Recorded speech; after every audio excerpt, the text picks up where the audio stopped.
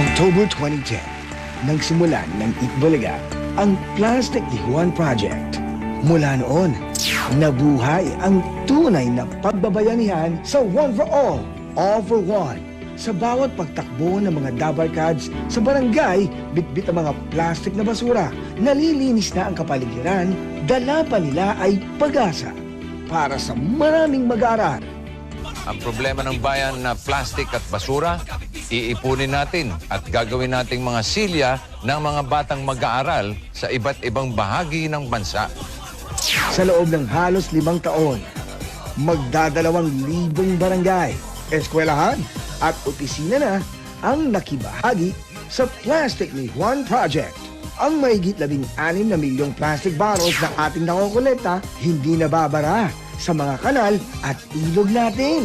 Katumbas ng mga basurang ito ay mahigit 15,000 silya na mapapakinabangan ng 100 eskwelahan mula Luzon, Visayas at Mindanao.